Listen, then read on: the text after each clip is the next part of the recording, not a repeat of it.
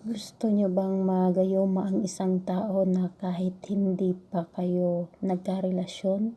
O gayumahin niyo ang iyong karelasyon na para sa iyo lang siya maging patay na patay ang pagmamahal sa iyo? Kung yes, please continue watching. Hello mga guys, kumusta kayo? Panibagong araw, panibagong video na naman tayo. At sa araw na ito ay isa na namang video ang ating ituturo sa inyo na simpleng gabay o simpleng pamamaraan na makakatulong sa atin.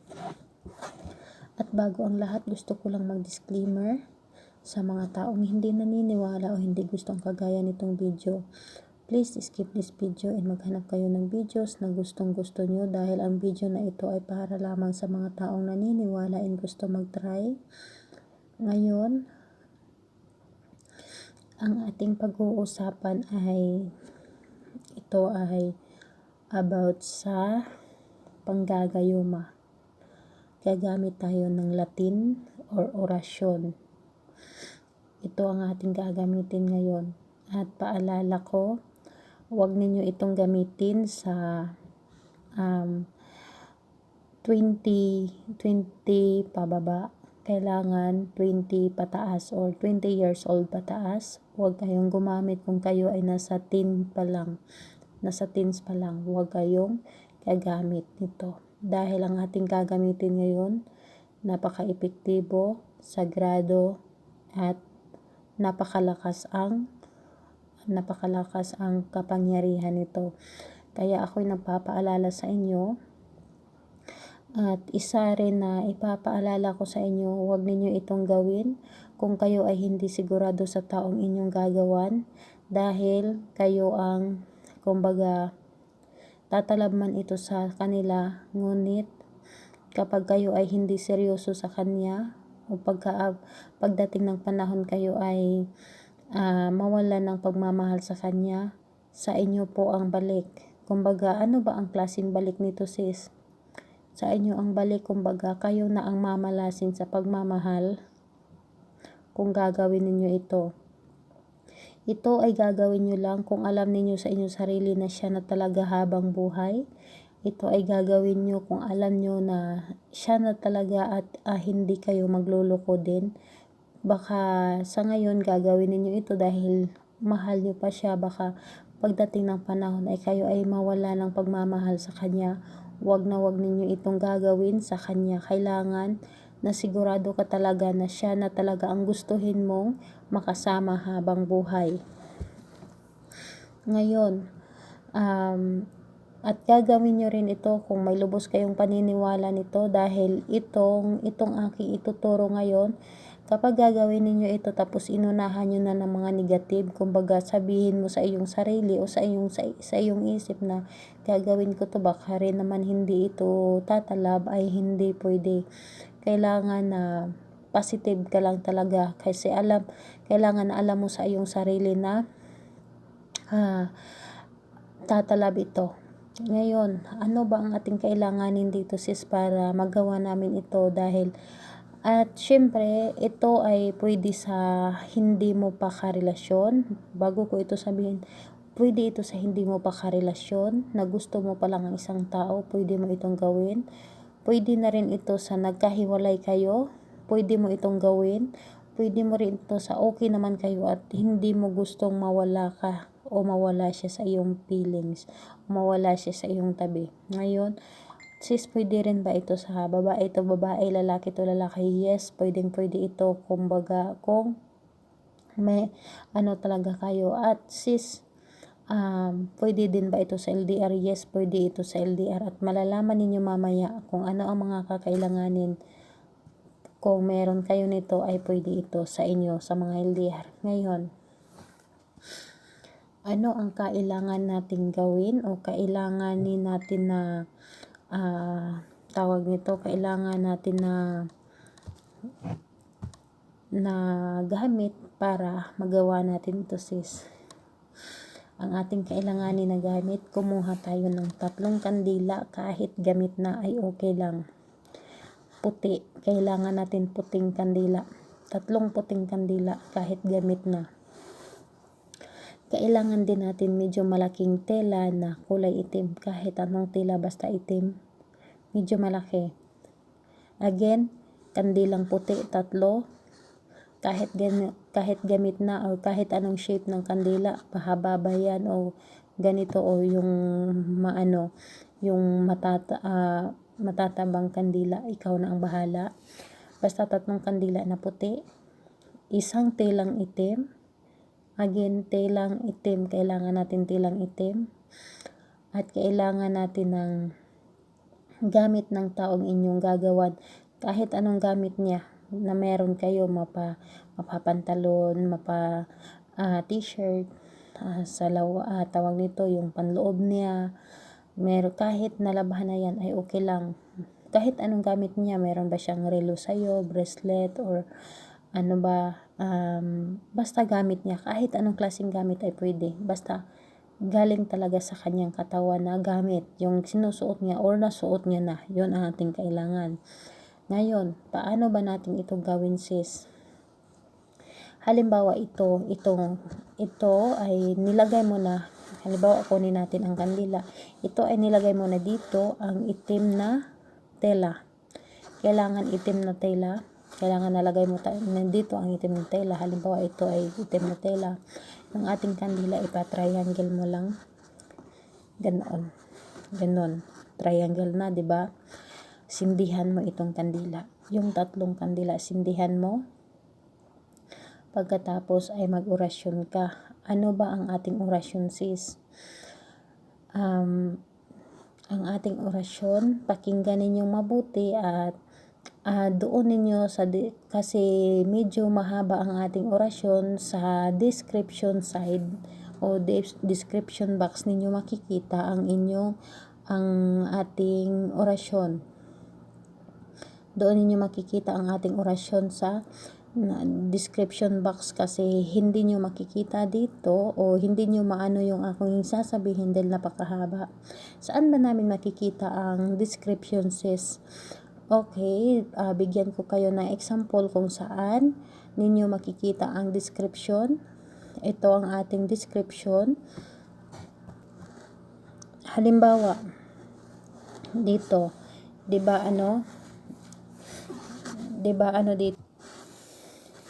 Halimbawa ay dito, 'di ba sa ating title, sa aking ina-upload na title is nandito yung title, 'di ba? Nandito yung tawag nito, title ng ating video. So nakikita ninyo itong dito sa gilid, ito sa gilid. Ito ang titingnan ninyo. Pindutin niyo lang 'yan. Tulad nito ay dito ay nilagay ko dati yung ating yung ating Latin dati. Ito yon, 'di ba? Nung in-upload ko din ito, dito ko rin ilagay at dito ninyo makikita sa ating description box yung ating Latin na aking ilalagay. Dito ninyo makikita. Ayan. Basta tandaan ninyo, ito ang pamagat. At dito sa gilid, pindutin nyo lang sa gilid, makikita nyo na kaagad ang ating pamagat o ang ating Latin. So, okay na. So, ngayon, umpisahan na natin kapag nalagay nyo na ang nalagay nyo na ang itim na tela at nasindihan na ang kandila na patatusulok o triangle, atin na ang gagawin ang ating orasyon. At ilagay dito sa gitna. Halimbawa, yung gamit niya, kahit anong gamit, ilagay mo dito sa gitna habang mag-oorasyon ka. Ngayon, ano ang ating orasyon? Ito ang ating orasyon. Pakinggan ng mabuti. Ito ang ating orasyon. Nimini Tritarum Adita Christom Sumatos Toisot, at banggitin mo ang pangalan at apelyido ng taong inyong gagawa ng 3 beses. Again, banggitin mo ang pangalan at apelyido ng taong inyong gagawa ng 3 beses. At pagkatapos, kahilingan. Ano ba ang kahilingan, sis? Ikaw na bahala kung ano ang iyong kahilingan. Example ko lang ang iyong kahilingan. Example lang ang kahilingan. Susunod ka sa lahat ng gusto ko. Kahit anong iutos o anong sasabihin ko sa iyo ay ako ang iyong maging sunod-sunuran. Yon ang iyong gagawin. O mamahalin mo ako ng labis-labis higit pa sa iyong sarili. Example ko lang yan, pero kayo na ang bahala sa gusto ninyong hiling. Ulitin ninyo o baguhin ninyo. Huwag ninyong sundin ang aking hiling. At ipatuloy mo, idugtong mo ang ating orasyon o ang Latin. Idugtong mo ito ang ating Latin. Isa ili, erkimi, sercom, dati, matam, ikomhes, omenos, binite, binit, admi, molep, egosom, opeo, mabitimare, not, nom, non, nak, ak, piyak. At pangalan ng tao iyong gagawan, pangalan at apelyido, at isunod ang kahilingan. Isunod ang kahilingan na ikaw na ang bahalang humiling. At pagkatapos mong humiling, ipagpatuloy mo ang orasyon. Ipagpatuloy mo ito, actum, erigo, litim, isom, Christom, lebera, malu, egosom. At pagkatapos niyan, mag-sign of the cross ka ng 3 beses. Sign of the cross. Ngayon, gawin ninyo itong disiplinado. Huwag ninyo itong abusuhin dahil ang ating ginawa ngayon ay napakasagrado. Huwag ninyo itong basta-bastang gawin sa taong hindi nyo naman kayang mahalin. Huwag ninyo itong gagawin sa taong pagpantasyahan nyo lamang. Gawin ninyo ito sa taong gusto ninyo makasama habang buhay, na alam ninyo sa inyong sarili na hindi magbabago ang inyong pagmamahal. Ngayon, kung may mga katanungan kayo o request, please paki-comment sa baba para ma-replyan ko kayo. Tapos, huwag ninyong kalimutan ang ating Latin o ang ating orasyon ay isusulat natin sa ating description side. Saan ba makikita ang description side o description box? Ipapakita ko ulit sa inyo ang ating description box kung saan natin pwede makita. Dito, ito ang ating title at dito ang description sa gilid. Dito natin pindutin at makikita natin tulad nito. Tulad nito ang ating nilagay noon na isa ding Latin ang ating ginawa. Ang ating Latin ay dito natin nilagay sa description box. Kaya dito nyo rin